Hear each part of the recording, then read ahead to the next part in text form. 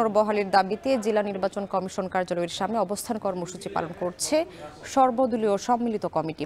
এতে অফিসে ঢুকতে পারছেন না কর্মকর্তা ও সেবা প্রত্যাশীরা। এ বিষয়ে আরও জানাতে বাগেরহাটের নির্বাচন কার্যালয়ের সামনে থেকে যুক্ত হচ্ছেন রামিম চৌধুরী।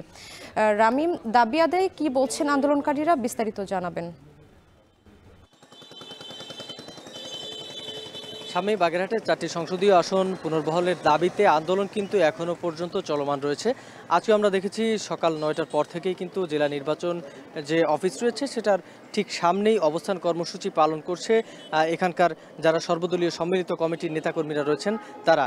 এই মুহূর্তে আপনি দেখতেই পাচ্ছেন যে এখানে কিন্তু ঠিক নির্বাচন কমিশনের যে জেলা কার্যালয় রয়েছে তার ঠিক প্রধান ফটকের সামনেই এখানে অবস্থান নিয়েছেন কিন্তু তারা।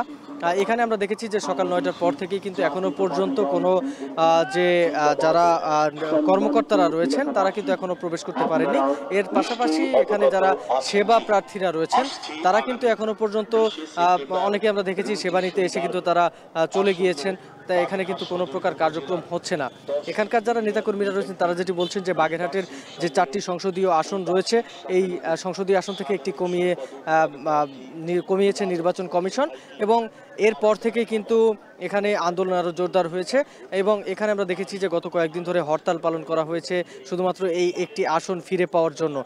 এরপর থেকে কিন্তু জনদুর্ভোগের কথা চিন্তা করে হরতালের যে কর্মসূচি সেটি কিন্তু বন্ধ করে রাখা হয়েছে এবং এর পাশাপাশি রাজপথের যে আন্দোলন সেটি কিন্তু তারা চালিয়ে রেখেছেন।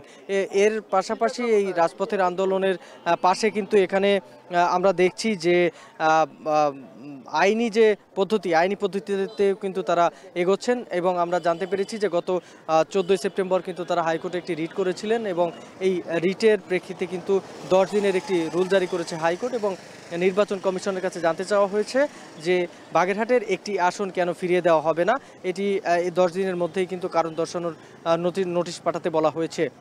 এখানকার যারা নেতাকর্মীরা রয়েছেন তারা যেটি বলছেন যে বাগেরহাটের একটি অংশে কিন্তু সুন্দরবন রয়েছে, এর পাশাপাশি মোংলা পোর্ট রয়েছে, ইপিজেড রয়েছে।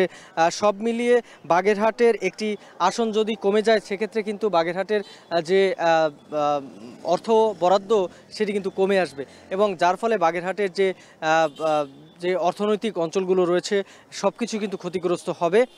ঠিক সেই কারণে কিন্তু বাগেরহাটের একটি আসন অতি জরুরি। সে কারণেই এখানকার যারা আন্দোলন করছেন তারা বলছেন বাগেরহাটের একটি আসন ফিরিয়ে দেওয়ার আগ পর্যন্ত তারা রাজপথে থাকবেন এবং আইনি পদ্ধতিতেও সামনে এগোবেন। তো সব মিলিয়ে এই ছিল আমার কাছে সবশেষ খবর বাগেরহাট থেকে। সামনে